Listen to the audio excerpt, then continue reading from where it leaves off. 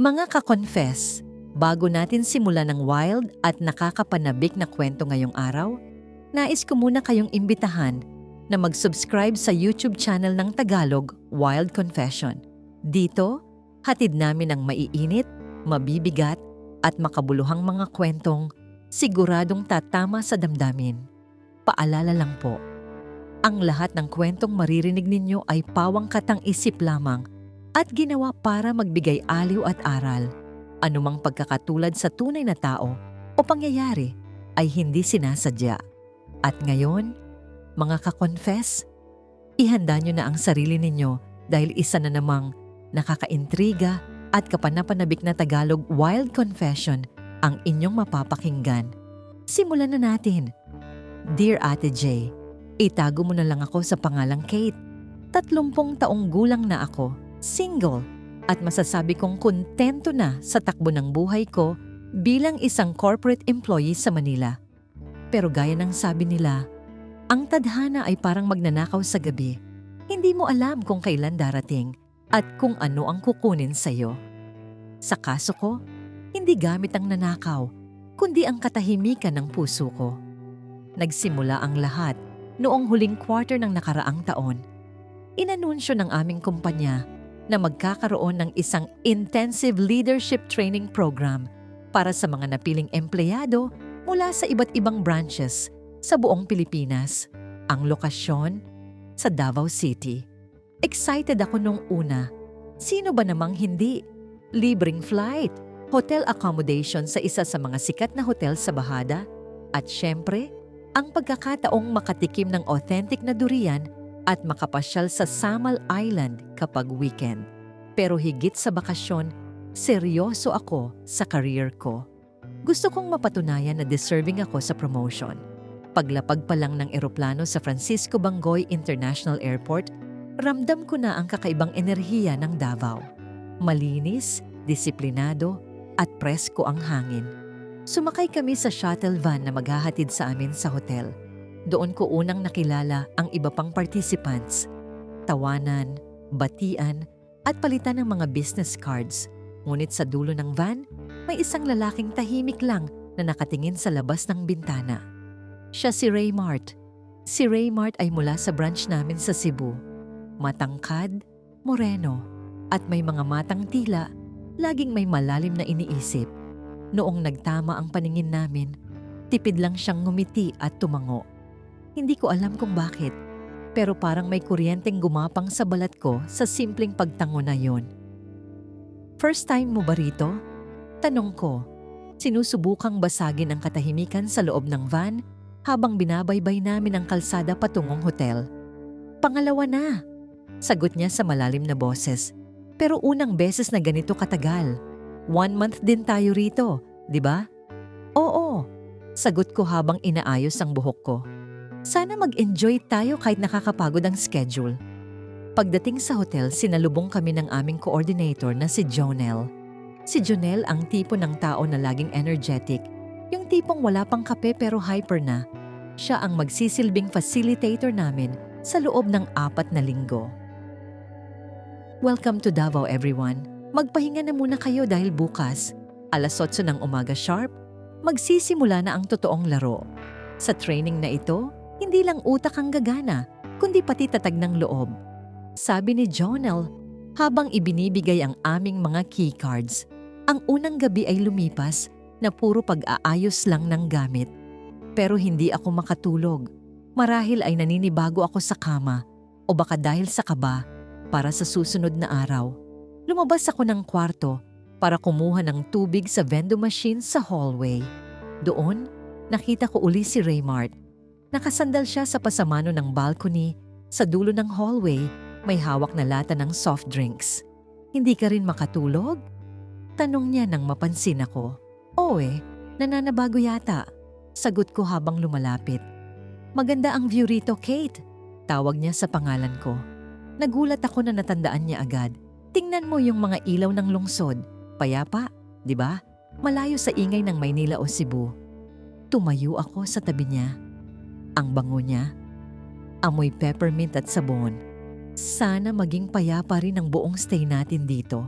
Bulong ko. Tumingin siya sa akin at sa ilalim ng malamlam na ilaw ng hallway, nakita ko ang bahagyang pagkurap ng mga mata niya. Sa training na ganito, Kate, laging may nababago. Minsan perspective sa trabaho, minsan buhay. Hindi ko nakuha ang ibig niyang sabihin noon. Akala ko ay tungkol lang sa professional growth ang tinutukoy niya. Hindi ko alam na ang payapang gabing yun sa Davao ang huling sandali na magiging tahimik ang puso ko. Kinabukasan, formal nang nagsimula ang training. Hinati kami sa mga maliliit na grupo at gaya ng inaasahan o marahil ay sinadya ng tadhana. Naging magkagrupo kami ni Raymart, Jonel at isa pang kasamahan na si Lerma. Si Lerma ay ang bida-bida sa grupo, masayahin, maingay at mahilig mag-usisa. Siya agad ang nakapansin sa tensyon sa pagitan namin ni Raymart na hindi ko pa maipaliwanag noon. Uy, Kate at Raymart, parang may sarili kayong mundo tuwing brainstorming ah. Biro ni Lerma habang naglo-lunch kami sa isang sikat na kainan ng ihaw-ihaw malapit sa Roxas Night Market. Focus na focus kayo sa isa't isa, baka malimutan yung may deadline tayo sa project proposal natin. Natawa lang si Jonel, pero si Raymart ay nanatiling seryoso habang hinihiwa ang kanyang tuna pa nga. Kailangan lang talagang pulido ang gawa natin, Lerma. Malaki ang expectation ng management sa atin. Pero habang tumatagal ang mga araw, ang mga simpleng pag-uusap tungkol sa trabaho ay naging personalan. Dahil sa dami ng requirements, madalas kaming abutan ng hating gabi sa function room ng hotel. Doon kami nagkakapalitang kuro, hindi lang tungkol sa SWOT analysis o leadership styles, kundi pati na rin sa mga pangarap namin sa buhay, mga takot, at mga nakaraang kabiguan. Isang gabi, habang nag-e-edit kami ng presentation, naiwan kaming dalawa ni Raymart sa room. Sira ang aircon sa isang side, kaya lumipat kami sa sulok kung saan mas malamig. Kate, bakit hanggang na ngayon single ka pa rin? Biglang tanong niya habang nakatitig sa laptop screen. Napatigil ako sa pag-type. Siguro dahil hindi ko pa nahahanap yung taong handang sumabay sa bilis ng takbo ko. O baka dahil takot lang din akong masaktan uli. Ikaw ba? Huminga siya ng malalim at isinara ang kanyang laptop. Minsan akala mo nahanap mo na, pero hindi pala kayo ang dulo. Mahirap ipilit ang sarili sa sitwasyong hindi na pwede. Sa mga sandaling iyon, naramdaman ko ang lungkot sa boses niya. Gusto ko siyang yakapin, gusto kong sabihin na naiintindihan ko siya. Pero pinigilan ko ang sarili ko. Professional kami rito. Training ito. Hindi ito ang lugar para sa emosyon. Pero Ate Jay, mahirap diktahan ang puso lalo na kapag ang kasama mo araw-araw ay ang taong unti-unting kumakatok sa mga pader na itinayo mo sa paligid mo. Isang hapon, dinala kami ni Jonel sa isang team building activity sa Eden Nature Park. Mataas ang lugar, malamig, at napapalibutan ng mga puno ng pine. Bahagi ng activity ang isang trust fall at iba pang physical challenges. Sa isa sa mga obstacle course, kinailangan naming magtulungan para makatawid sa isang hanging bridge. Medyo may takot ako sa heights. Habang nasa gitna kami ng tulay, biglang umihip ang malakas na hangin at yumugyog ang mga lubid. Nawalan ako ng balanse. Kate! Sigaw ni Raymart. Bago pa man ako tuluyang matumba o mawalan ng malay sa takot, naramdaman ko ang matitipunong braso na yumakap sa akin mula sa likod. Idinikit niya ang mukha niya sa balikat ko. Hinga ng malalim. Hawak kita. Hindi kita bibitawan. Bulong ni Raymart sa mismong tainga ko. Sa sandaling iyon, hindi ko na narinig ang hiyawan ni Lerma o ang tawa ni Jonel. Ang tanging narinig ko na lang ay ang mabilis na tibok ng puso ni Raymart na sumasabay sa tibok ng sa akin. Doon ko natanto na sa loob ng ilang linggong pagsasama namin sa Davao, hindi lang ang skills ko ang nagbago. Nagbago na rin ang nararamdaman ko. At alam kong simula pa lang ito ng mas malalim at mas masalimuot na kwento. Sa paglipas ng ikalawang linggo ng training sa Davao, tila ba mas naging masikip ang mundo naming dalawa ni Raymart. Kahit nasa gitna kami ng session at seryosong nakikinig kay Jonel na nagpapaliwanag tungkol sa conflict management, Hindi ko maiwasang mapansin ang bawat galaw ni Raymart. Ang pag-ayos niya ng kanyang salamin, ang paraan ng paghawak niya sa ballpen, at ang paminsan-minsang sulyap niya sa akin na tila ba may gustong sabihin pero pinipigilan lang. Isang gabi, matapos ang isang nakakapagod na workshop, nagpasya ang aming grupo na lumabas para mag-relax. Dinala kami ni Jonel sa isang sikat na bar sa Torres Street. Maingay, puno ng usok, at ang tugtugan ay talagang pang-party. Si Lerma, gaya ng inaasahan, ay siya agad ang kumuha ng atensyon ng lahat. Nakikipag-shot na siya sa ibang participants mula sa ibang branches, habang kami ni Raymart ay nakaupo lang sa isang sulok, magkatabi, at may hawak na tig-isang bote ng beer. Hindi ka ba sasayaw? Tanong ni Raymart sa akin. Malapit ang mukha niya sa tainga ko para marinig ko siya sa gitna ng ingay. Hindi ako mahilig sa ganito, alam mo yan. Sagot ko habang tumatawa ng bahagya. Mas gusto ko pa yung katahimikan sa balcony ng hotel. Ngumiti siya, yung nangiting hindi ko madalas makita. Isang ngiting abot hanggang sa kanyang mga mata. Pareho pala tayo. Minsan, nakakapagod din magkunwaring masaya sa harap ng maraming tao. Sa mga sandaling iyon, tila ba nawala ang ingay ng bar.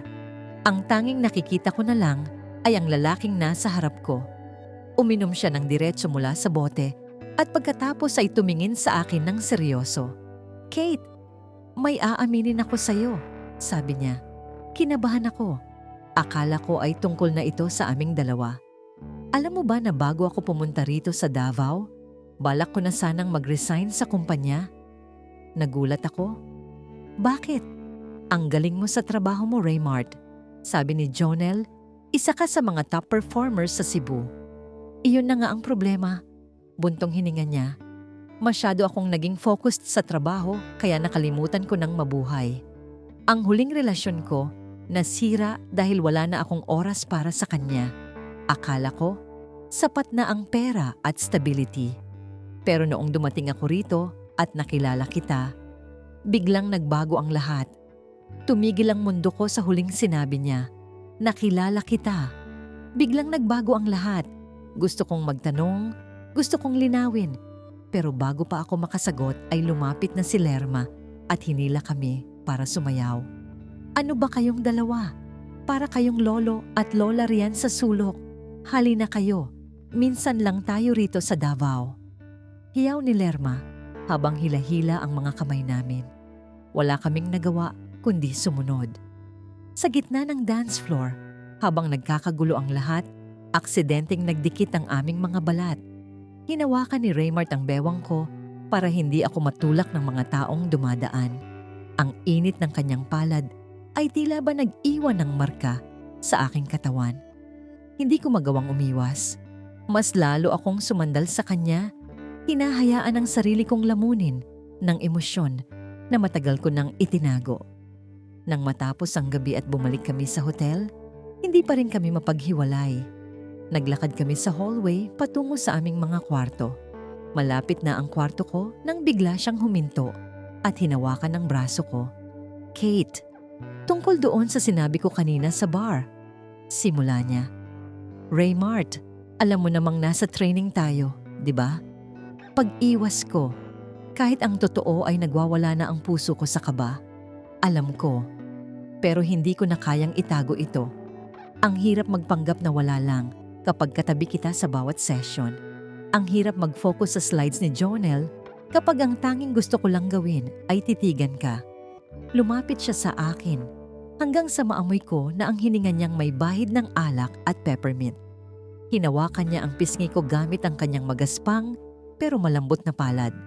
Sa sandaling iyon, wala ng corporate rules, wala ng professional boundaries. Hinalikan niya ako. Isang halik na puno ng pananabik, ng mga salitang hindi masabi, at ng mga emosyong ilang linggo na naming kinikimkim. Tumugon ako. Ipinulupot ko ang mga kamay ko sa leeg niya. Hinahayaang mawala ang lahat ng takot at pag-aalinlangan. Sa hallway na yon ng hotel sa Davao, naramdaman ko ang isang uri ng kaligayahan na hindi ko akalaing posible pa sa edad kong ito. Ngunit ang bawat matamis na sandali ay may kaakibat na pait. Kinabukasan, naging usap-usapan sa buong training group ang nangyari sa bar. Hindi ang halikan namin sa hallway, kundi ang sobrang pagiging close namin. Si Lerma, na tila ba may radar sa mga ganitong bagay, ay hindi na kami tinigilan sa panunukso. Ate Kate, blooming tayo ngayon na. Iba talaga ang simoy ng hangin dito sa Davao. Nakakaganda ng aura, sabi ni Lerma habang nasa buffet breakfast kami. Ngumiti lang ako ng pilit, pero sa loob-loob ko ay natatakot ako. Natatakot ako na baka ang lahat ng ito ay panandalian lang, na pagkatapos ng training, babalik kami sa kanya-kanya naming mundo. Ako sa Manila, siya sa Cebu. At hindi lang iyon ang problema. Noong hapon ding iyon, tinawag ako ni Jonel sa kanyang office. Seryoso ang mukha niya, malayo sa masayahing facilitator na nakilala namin. Kate, may kailangan tayong pag-usapan, sabi ni Jonel habang pinaglalaruan ang kanyang ballpen. May nakakarating sa akin na balita tungkol sa inyo ni Raymart. Alam mo ang policy ng kumpanya tungkol sa fraternization, lalo na sa loob ng isang intensive training program gaya nito. Kung mapatunayan na may something na nakakaapekto sa performance nyo, maaaring pareho kayong madisqualify sa promotion.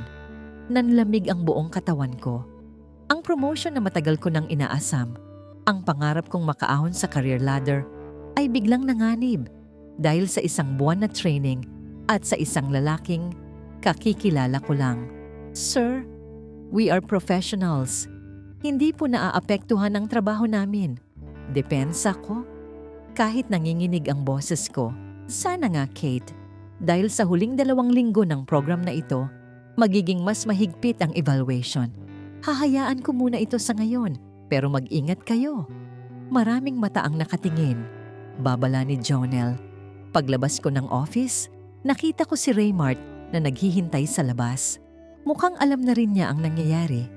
Nagtama ang aming paningin at nakita ko ang lungkot at pangamba sa kanyang mga mata.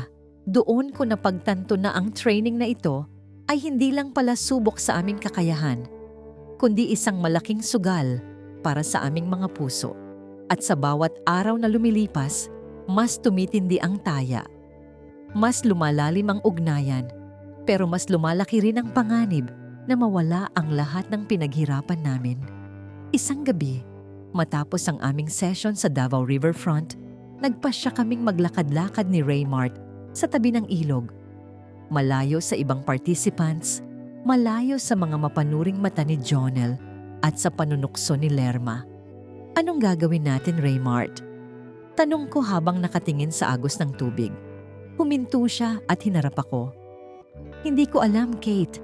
Pero ang alam ko lang, hindi ko kayang pagsisihan na nakilala kita. Kahit pa mawala ang promotion na, yan, basta alam kong totoo itong nararamdaman ko. Pero Raymart, paano pag natapos na ang training? Paano ang distansya? Paano ang trabaho? Sunod-sunod na tanong ko. Ang mga luhang kanina ko pa pinipigilan ay nagsimula ng pumatak.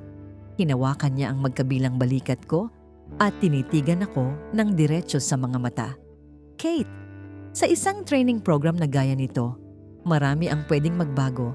Pero may mga bagay na kahit anong tindi ng pressure, hindi dapat nagbabago. At iyon ang nararamdaman ko para sa iyo. Niyakap ko siya ng mahigpit. Dinaramdam ang bawat sandali na magkasama kami sa ilalim ng mga bituin ng Davao. Hindi namin alam kung ano ang naghihintay sa amin sa susunod na linggo o kung ano ang mangyayari paglipad namin pabalik sa kanya-kanya naming lungsod. Ang tanging alam ko lang sa mga sandaling yon, ang emosyong hindi namin inaasahan ay naging isang apoy na mahirap ng apulahin. Ngunit gaya ng lahat ng apoy, may 2 itong pwedeng gawin. Bigyan ka ng liwanag at init o tupukin ka hanggang sa maging abo na lang ang lahat. At habang papalapit ang huling linggo ng training, tila ba mas lumalakas ang hangin na nagbabantang patayin ang apoy na aming sinimulan. Dumating na ang huling linggo ng aming training sa Davao. At kasabay ng pagbigat ng aming mga final requirements ay ang mas mabigat na pasanin sa aming mga puso. Ang huling task namin ay isang grand presentation sa harap ng mga top executives ng kumpanya na lumipad pa mula sa Manila at Cebu. Ito ang magdidikta kung sino ang makakakuha ng inaasam na promotion. Dahil sa babala ni Jonel, nagpasya kaming magdistansya muna ni Raymart sa loob ng training hall. Parang hindi kami magkakilala. Tipid na tango at formal na pag-uusap lang ang namamagitan sa amin kapag may ibang nakatingin. Pero sa ilalim ng mesa, tuwing magkakatabi kami sa meeting, pasimpleng hinahawakan ni Raymart ang kamay ko. Isang tahimik na pangakong hindi siya bibitaw. "Kate, okay ka lang?" tanong ni Lerma habang nag-aayos kami ng aming mga gamit sa huling gabi bago ang presentation. "Parang ang tamlay mo yata. Akala ko ba inspired ka?" "Pagod lang ito, Lerma. Maraming iniisip." Sagot ko, pilit na itinatago ang kaba. "Alam mo, Kate," seryosong sabi ni Lerma, "kung ano man ang meron kayo ni Raymart, huwag mong hayaang masira yan ng takot. Bihira ang makahanap ng ganyan sa gitna ng trabaho. Sayang kung susuko kayo dahil lang sa sasabihin ng iba." Nagulat ako sa sinabi ni Lerma. Akala ko ay puro panunukso lang ang alam niya, pero ramdam ko ang malasakit sa kanyang boses.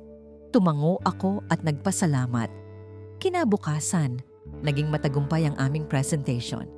Humanga ang mga boss sa aming output, lalo na sa tandem namin ni Raymart.